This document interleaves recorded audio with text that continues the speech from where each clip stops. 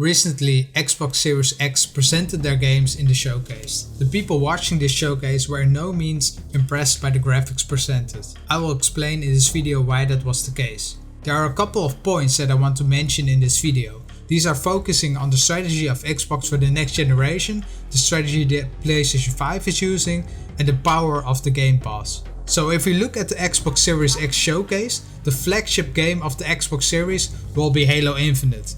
Besides Halo Infinite, there were a lot of indie games included in the presentation, which matters for Xbox Game Pass. I will discuss that later.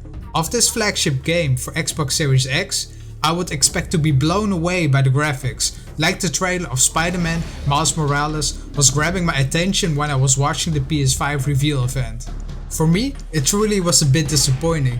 The game seems very okay-ish.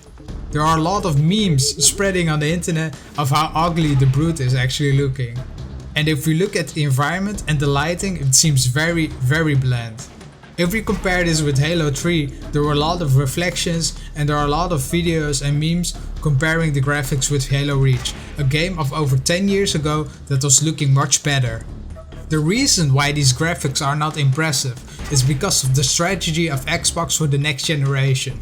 Xbox vision and mission is to play Xbox games on every screen and every device possible.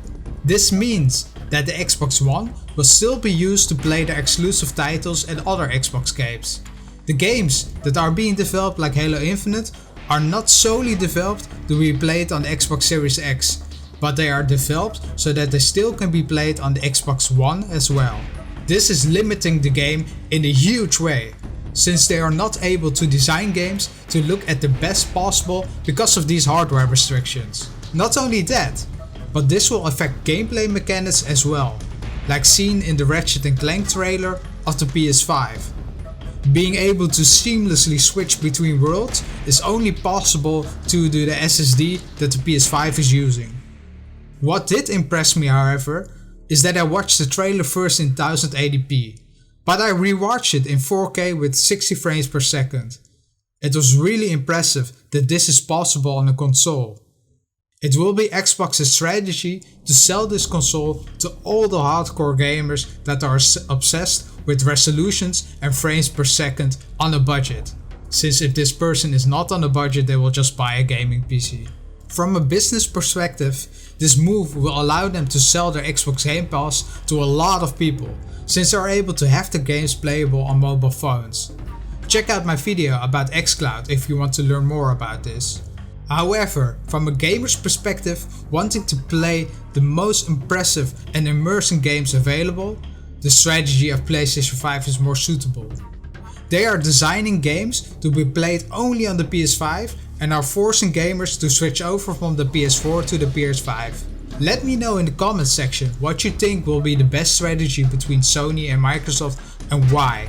My biggest takeaway from this event was the power of the Xbox Game Pass. For me, this event was more of a showcase of the Xbox Game Pass than it was for the Xbox Series X. Almost all of the games presented were included in the Xbox Game Pass subscription for $5 to $15 per month. While watching this video, I thought, okay, I don't need to buy the Xbox Series X to play Halo Infinite. I will just try out my Xbox Game Pass for a month and try out this game. If I like this game, I will probably play this for a month or maybe two, but I won't need to buy a fully priced game of $60. The value of the Game Pass subscription is insane, and it will drive a lot of new people on the platform just to try out these Xbox games. Like I mentioned before, there were a lot of indie games included in the showcase. Most people will not go out and buy these games for their full price, but the Xbox Game Pass makes it able for people to discover these games and for these developers to be noticed. As a gamer, I hate that these new games are not developed with the latest technology available. I want to play games that are cutting edge and push their hardware to the max, especially from the mechanics side.